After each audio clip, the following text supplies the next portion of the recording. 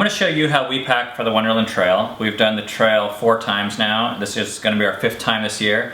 So I actually have all my stuff. I'm getting ready to go on the trail now, so I have it all out. So I decided I'd make this video.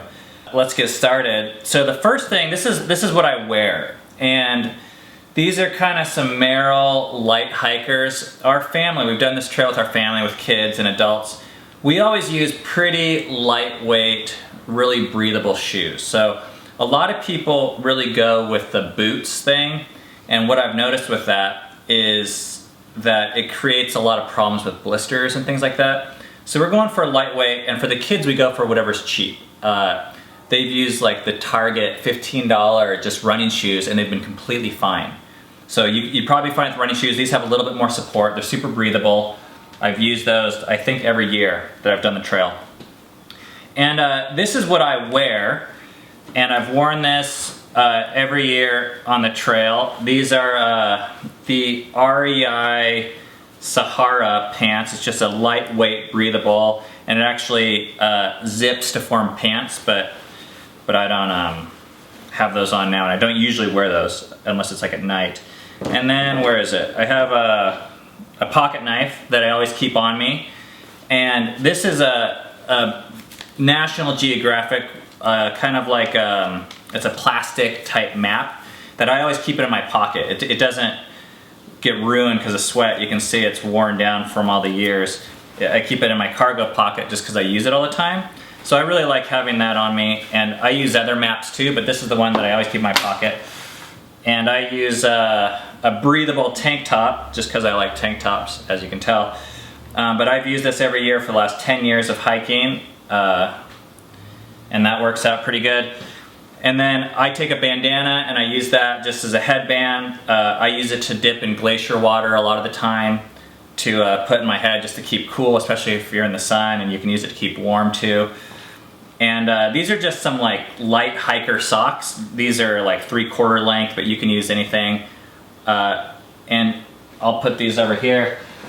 And then I use this ex officio underwear, which is, you know, they say it's like, you know, 17 countries and 2 weeks, and I pack 2 pairs of these, which is kind of like splurging. But you probably only need one, especially if you're going to go swimming, because then it gets washed, and I use this as a swimsuit too.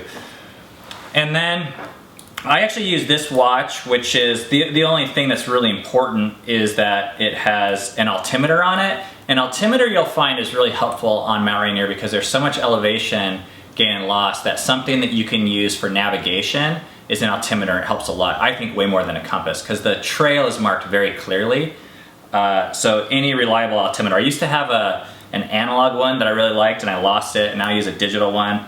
So the trick with these watches is to make sure that you don't have it on compass or altimeter mode all the time, otherwise it sucks the battery like crazy. And for hiking, I use these trekking poles. These things I think are a lifesaver, especially if you have a kid on your shoulders, which half the times I've done the trail, it's with a kid on my shoulders. And these are the black diamond ones. The thing I like about them is they have the flick lock opening. I've tried a bunch of different trekking poles. The ones that have the screw, you know, those have been unreliable for me. So I like the flick lock, and these really help with going up hills. They help, I extend them a little bit to go down hills. As the guy from REI said, they turn you into a quadruped. But they really help use your upper body to go up hills instead of just your legs, and they help with balance a lot. And they can save your knees. So I recommend those, especially for something like the Wonderland. So this is the pack that I use, and it's the Gregory Whitney, and this is a 95-liter pack. This thing's huge. So this is about the biggest pack you can get. And I use it because all of my hiking has been with families, and this pack gets really big and it gets smaller if you cinch it down. You don't need a pack this big, though, is my guess. And with everything in it right now, there's no food in here, but there's a lot of stuff. I would say it's probably about 25 pounds. Most people's pack on the Wonderland seems to be about 40 pounds. And like I said, I don't have food on here, but I have a whole family's worth of gear. So I'm going to show you how I pack. And I'll open this thing up and just start pulling stuff out so we can see this here. So this right here, I love these stuff sacks. I keep everything organized in stuff sacks because the key to a lot of this stuff is organization. And this isn't exactly how I packed it, but you'll get an idea. So one thing that's really important for the trail is to have a solid rain jacket. So I use, this is just it's a Gore-Tex, and it's fairly lightweight, it's fairly minimal, but it's not just a windbreaker. And normally I keep this on the outside of my pack so it's super accessible, because you're gonna wanna get to it pretty quick and all the time. And it has pit zips so it can keep you ventilated, and that's my go-to jacket. The rest of my clothes, I packed this way because I want to show you, the rest of my clothes fit right here. So this is what I'm wearing, these clothes. This is my jacket that I keep accessible, but this is all the extra clothes I bring. So it's not very much, you don't need to bring much. And this also works great as a pillow at night. And what I got here, I got a beanie. So I have my headband and my beanie. It can get really cold up there, especially at nighttime. And I use this as my insulating layer. This is a Patagonia Nano Puff, and it's kind of cool because it all packs in here. But I recommend something like a fleece. You don't want something like cotton, you know, but anything synthetic. This keeps me warm, and it layers good with my rain jacket. And then I got one extra pair of socks. So I take 2 pairs of socks. You don't need more than that, because you can wash them in streams, and you can have one drying while you're wearing the others. And you can wash them every day if you want. You don't have to wash them that often, but you don't need more than 2 pairs. It's just extra weight and extra space. And then I have, these are the zip-off pants for my shorts. So these turn my shorts into pants. And then I have an extra pair of underwear, which, like I said, that's like splurging. You don't really need that, but what the heck, you know. And then I have, this is a Patagonia lightweight, just kind of like a long underwear top. This is really helpful for bugs, and I like to use this in addition to the tank top, just to for a little bit of warmth, not much. It's like the lightest weight one they got.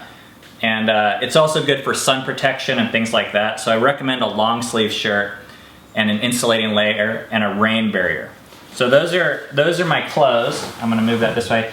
The one thing that I didn't put, and this is like optional, these are rain pants. And the first year that we went, it rained for 9 straight days. And you know, rain pants, good rain pants can cost anywhere from like $40 to $100. And when I had these, I really liked them, but I don't mind my legs being wet. It's really important that your upper body stays warm and dry, but I don't mind my legs getting wet, so I probably won't bring these this year, but we pack them for the kids for sure, just because warmth with smaller bodies is much more important. So I'm not gonna be bringing those. And I'll say this, you know, if it rains, you need to be prepared for the rain. And it completely changes the trail. But my advice would be, if it rains, to stick with it. It's still beautiful. It's still worth it. Like I said, our first trip, we did it with 9 straight days of rain, and it was one of the best trips we ever had. And most of the people left the trail at that time, so don't leave the trail. Stay with it. Then we got the tent. So this is really important. We use just a three-season tent. This is a really big tent because this is a 4-man tent.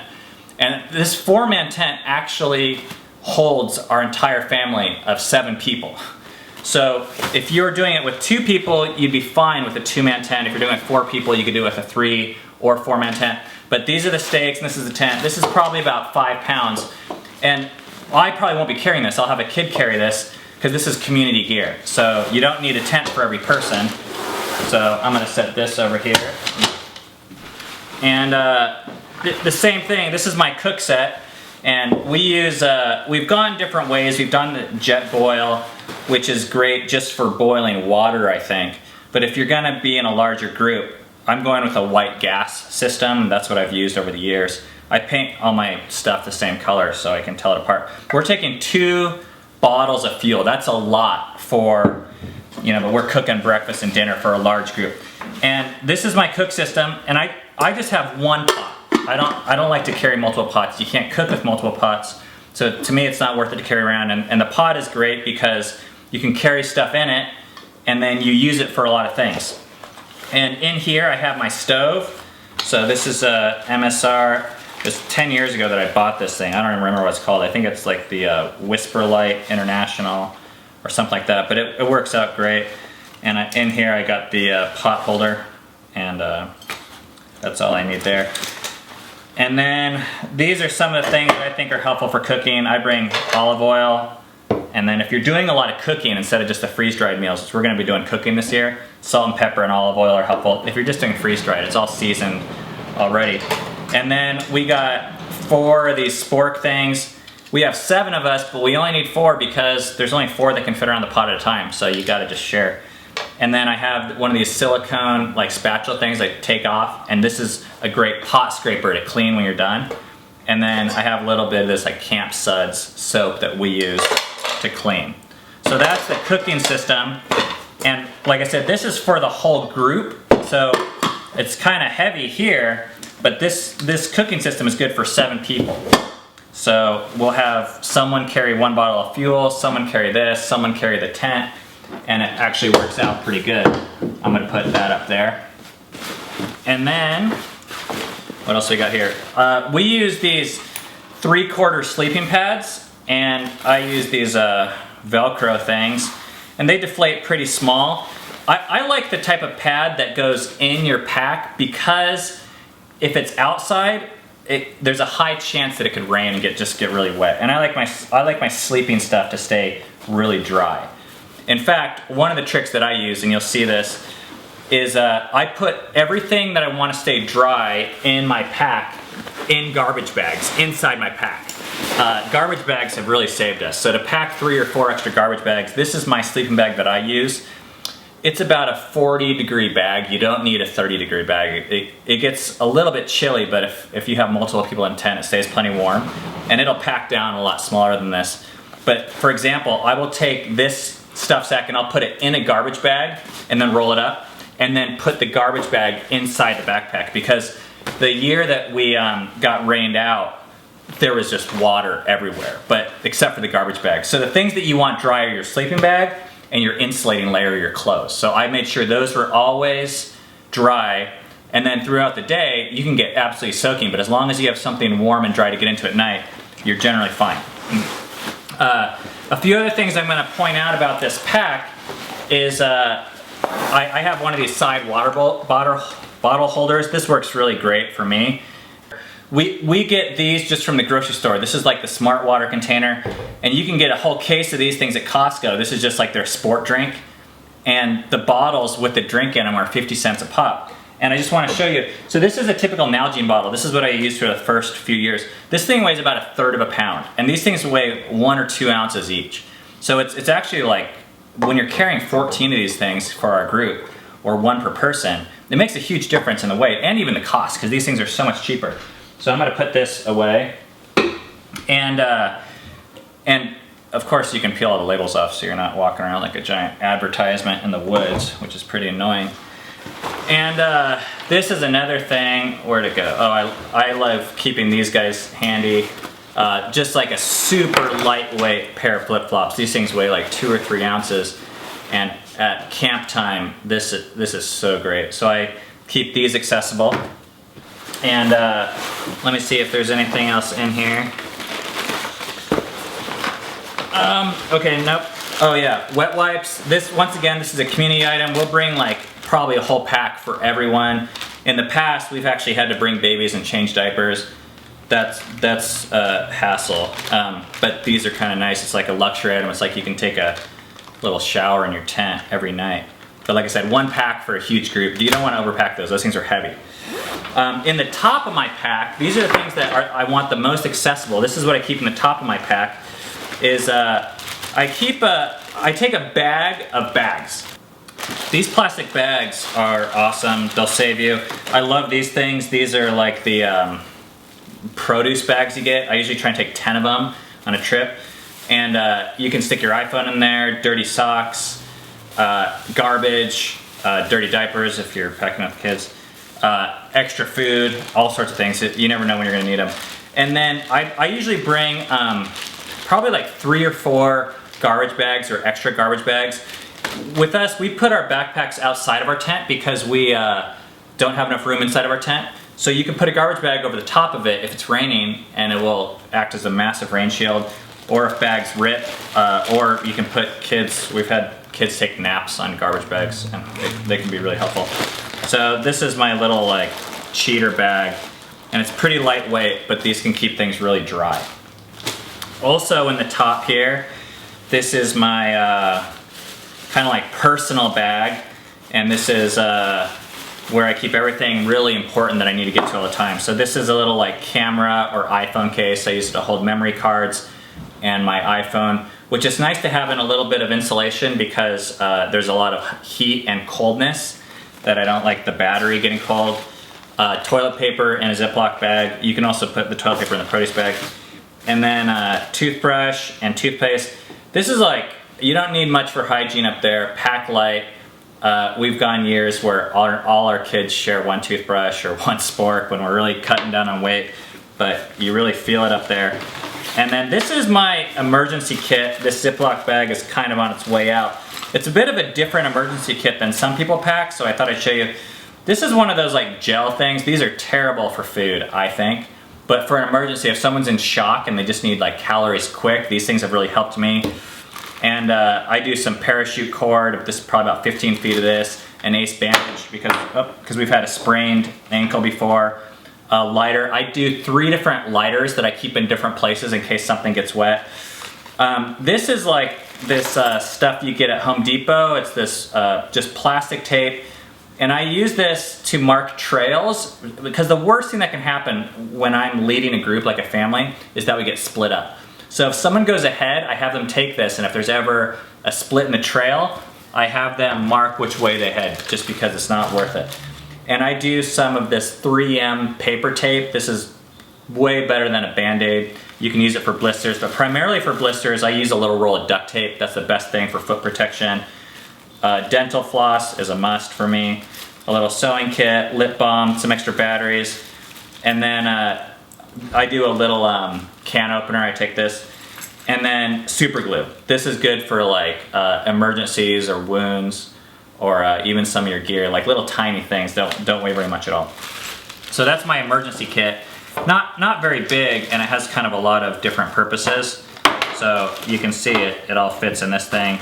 And it doesn't weigh a ton, but there's a lot to it besides just first aid. And we have a headlamp. This headlamp is probably, it's way overkill. This headlamp is meant for like glacier travel through blizzards. So it's got this big spotlight thing. But any of the like little tiny lamps, really just for around your campsite and if you're gonna be camping or hiking at all at night, which is kind of a pain, but we've had to do that before too. There's another lighter in here. So that's all that's in there.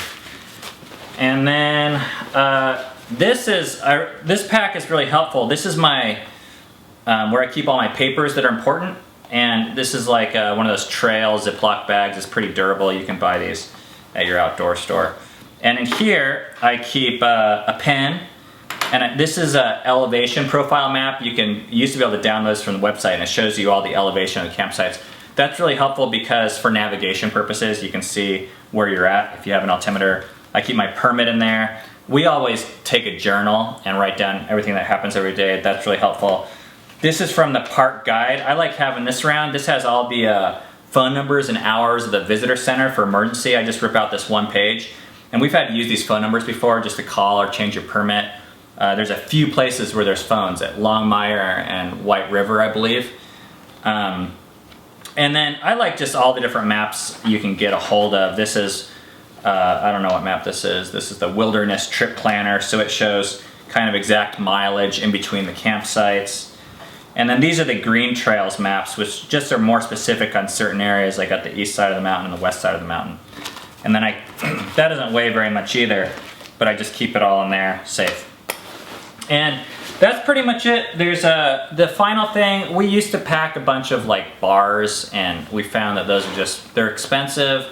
They're really, really sugary on a per calorie basis.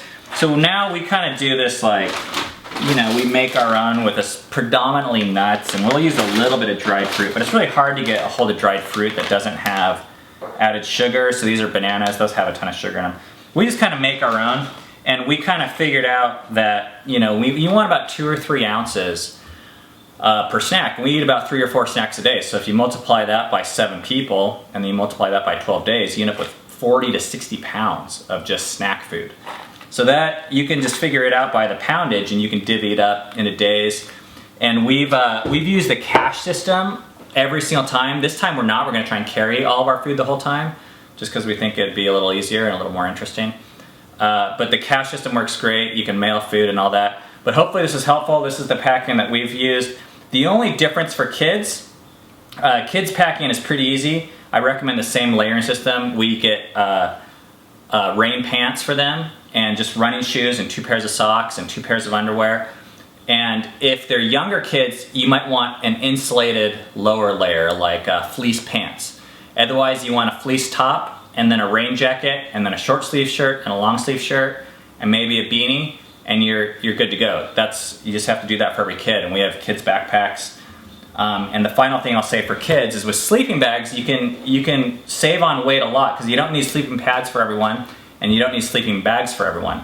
We had a way of unzipping 2 sleeping bags and putting them together, and then we unzip this end, and then we unzip this end. We put 2 kids here and then 2 kids here. So you actually have 4 kids and 2 sleeping bags. So that cuts down on carrying weight, and they're plenty warm. Everyone's kind of kicking each other in the face all night long, but the idea is you wear yourself out on the trail so much that you just sleep through it, and it's great. So anyways, we've had a great time on the Wonderland with this gear system. Hopefully this helps you. Thanks for watching.